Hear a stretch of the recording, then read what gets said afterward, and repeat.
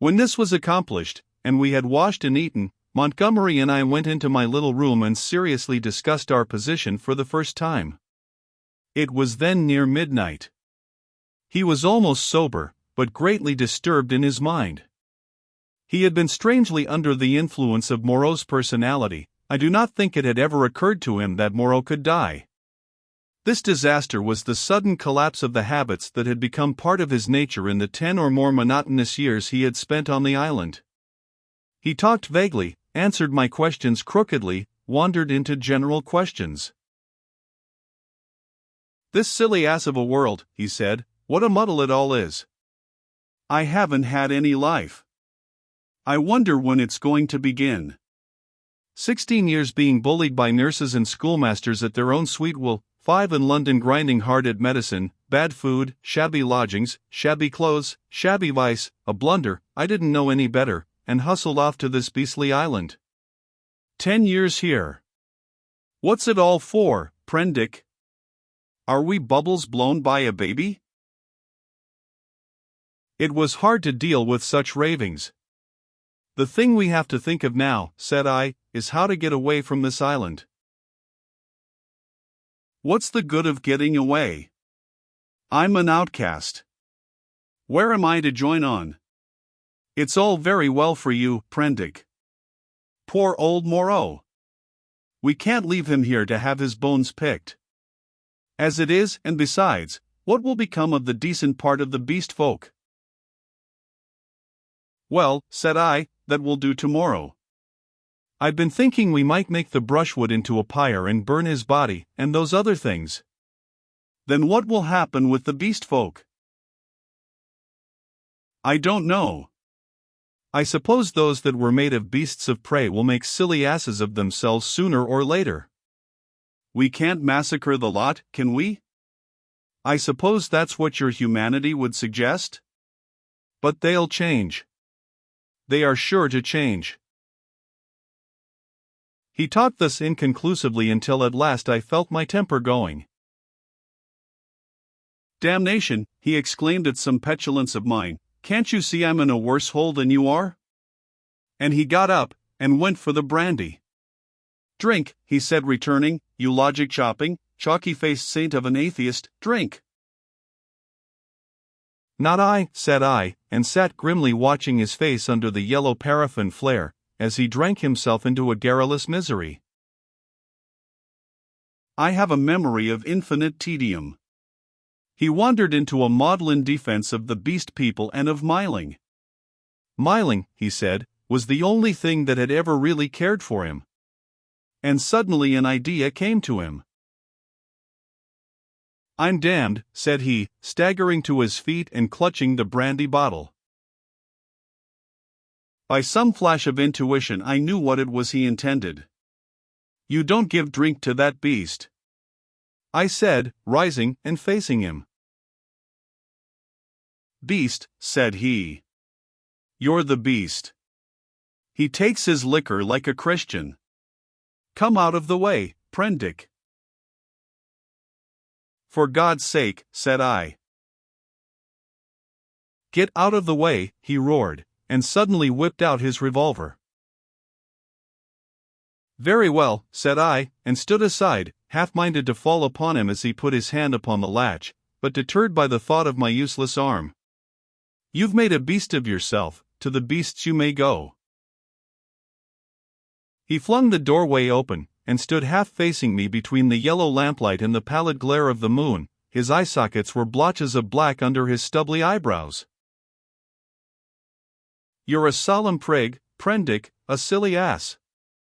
You're always fearing and fancying. We're on the edge of things. I'm bound to cut my throat tomorrow. I'm going to have a damned bank holiday tonight." He turned and went out into the moonlight. "Miling," he cried, "Miling, old friend." 3 dim creatures in the silvery light came along the edge of the wan beach, one a white-wrapped creature, the other 2 blotches of blackness following it. They halted, staring. Then I saw Miling's hunched shoulders as he came round the corner of the house. "Drink," cried Montgomery, "drink, you brutes. Drink and be men. Damn, I'm the cleverest. Moreau forgot this is the last touch. Drink, I tell you. And waving the bottle in his hand, he started off at a kind of quick trot to the westward, Myling ranging himself between him and the three dim creatures who followed. I went to the doorway. They were already indistinct in the mist of the moonlight before Montgomery halted. I saw him administer a dose of the raw brandy to Myling, and saw the 5 figures melt into one vague patch. Sing! I heard Montgomery shout, sing all together, confound old Prendick. That's right, now again, confound old Prendick. The black group broke up into 5 separate figures, and wound slowly away from me along the band of shining beach. Each one howling at his own sweet will, yelping insults at me, or giving whatever other vent this new inspiration of brandy demanded. Presently I heard Montgomery's voice shouting, right turn, and they passed with their shouts and howls into the blackness of the landward trees. Slowly, very slowly, they receded into silence. The peaceful splendor of the night healed again. The moon was now past the meridian and traveling down the west. It was at its full, and very bright, riding through the empty blue sky. The shadow of the wall lay, a yard wide and of inky blackness, at my feet. The eastward sea was a featureless gray, dark and mysterious, and between the sea and the shadow the gray sands, of volcanic glass and crystals, flashed and shone like a beach of diamonds. Behind me the paraffin lamp flared hot and ruddy. Then I shut the door, locked it, and went into the enclosure where Moreau lay beside his latest victims, the staghounds and the llama and some other wretched brutes, with his massive face calm even after his terrible death, and with the hard eyes open, staring at the dead white moon above. I sat down upon the edge of the sink, and with my eyes upon that ghastly pile of silvery light and ominous shadows began to turn over my plans. In the morning I would gather some provisions in the dinghy, and after setting fire to the pyre before me, push out into the desolation of the high sea once more. I felt that for Montgomery there was no help, that he was, in truth, half akin to these beast folk, unfitted for human kindred. I do not know how long I sat there scheming. It must have been an hour or so. Then my planning was interrupted by the return of Montgomery to my neighborhood.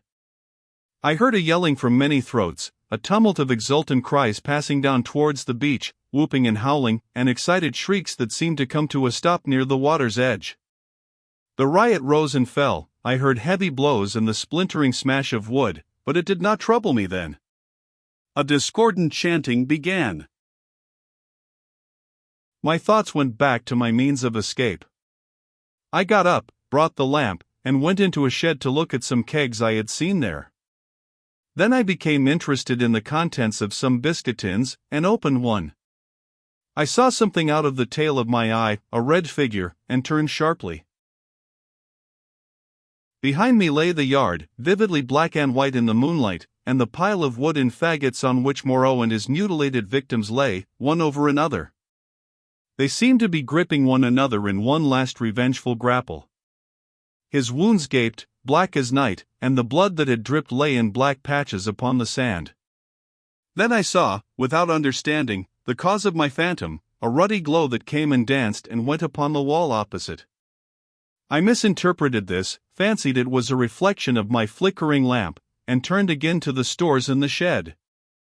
I went on rummaging among them, as well as a one-armed man could, finding this convenient thing and that, and putting them aside for tomorrow's lunch.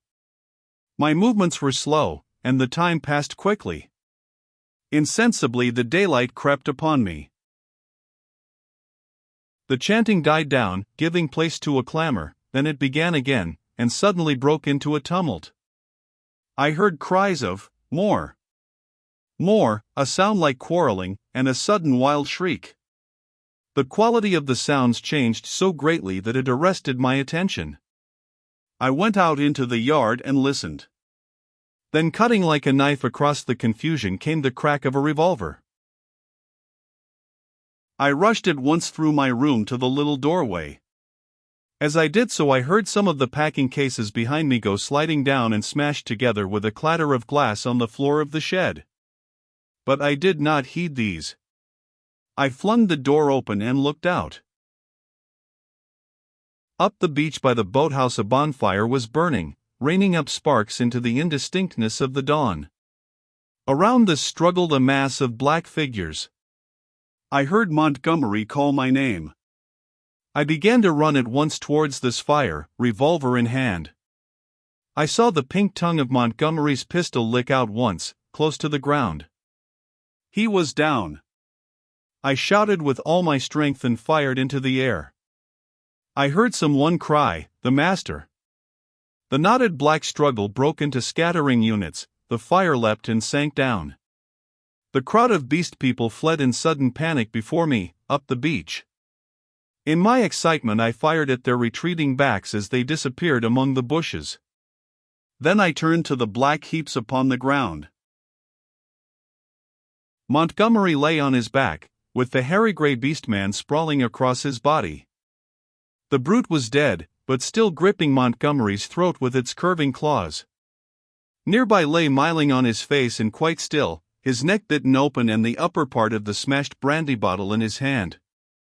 Two other figures lay near the fire, the one motionless, the other groaning fitfully, every now and then raising its head slowly, then dropping it again. I caught hold of the gray man and pulled him off Montgomery's body. His claws drew down the torn coat reluctantly as I dragged him away. Montgomery was dark in the face and scarcely breathing. I splashed seawater on his face and pillowed his head on my rolled-up coat. Myling was dead. The wounded creature by the fire, it was a wolf brute with a bearded gray face, lay, I found, with the forepart of its body upon the still glowing timber. The wretched thing was injured so dreadfully that in mercy I blew its brains out at once. The other brute was one of the bullmen swathed in white. He too was dead. The rest of the beast people had vanished from the beach. I went to Montgomery again and knelt beside him, cursing my ignorance of medicine. The fire beside me had sunk down, and only charred beams of timber glowing at the central ends and mixed with a gray ash of brushwood remained. I wondered casually where Montgomery had got his wood. Then I saw that the dawn was upon us. The sky had grown brighter, the setting moon was becoming pale and opaque in the luminous blue of the day. The sky to the eastward was rimmed with red. Suddenly I heard a thud and a hissing behind me, and, looking round, sprang to my feet with a cry of horror. Against the warm dawn great tumultuous masses of black smoke were boiling up out of the enclosure, and through their stormy darkness shot flickering threads of blood-red flame. Then the thatched roof caught. I saw the curving charge of the flames across the sloping straw. A spurt of fire jetted from the window of my room. I knew at once what had happened. I remembered the crash I had heard. When I had rushed out to Montgomery's assistance, I had overturned the lamp. The hopelessness of saving any of the contents of the enclosure stared me in the face. My mind came back to my plan of flight, and turning swiftly I looked to see where the two boats lay upon the beach. They were gone. Two axes lay upon the sands beside me, chips and splinters were scattered broadcast, and the ashes of the bonfire were blackening and smoking under the dawn. Montgomery had burnt the boats to revenge himself upon me and prevent our return to mankind. A sudden convulsion of rage shook me. I was almost moved to batter his foolish head in, as he lay there helpless at my feet. Then suddenly his hand moved, so feebly, so pitifully, that my wrath vanished. He groaned, and opened his eyes for a minute. I knelt down beside him and raised his head. He opened his eyes again, staring silently at the dawn, and then they met mine. The lids fell. "Sorry," he said presently, with an effort. He seemed trying to think. "The last," he murmured, "the last of this silly universe. What a mess." I listened. His head fell helplessly to one side. I thought some drink might revive him, but there was neither drink nor vessel in which to bring drink at hand. He seemed suddenly heavier. My heart went cold. I bent down to his face, put my hand through the rent in his blouse. He was dead, and even as he died a line of white heat, the limb of the sun, rose eastward beyond the projection of the bay, splashing its radiance across the sky and turning the dark sea into a weltering tumult of dazzling light. It fell like a glory upon his death-shrunken face. I let his head fall gently upon the rough pillow I had made for him, and stood up. Before me was the glittering desolation of the sea, the awful solitude upon which I had already suffered so much. Behind me the island, hushed under the dawn, its beast people silent and unseen. The enclosure, with all its provisions and ammunition, burnt noisily, with sudden gusts of flame, a fitful crackling, and now and then a crash. The heavy smoke drove up the beach away from me, rolling low over the distant treetops towards the huts in the ravine. Beside me were the charred vestiges of the boats and these 5 dead bodies. Then out of the bushes came 3 beast people, with hunched shoulders, protruding heads, misshapen hands awkwardly held, and inquisitive, unfriendly eyes, and advanced towards me with hesitating gestures.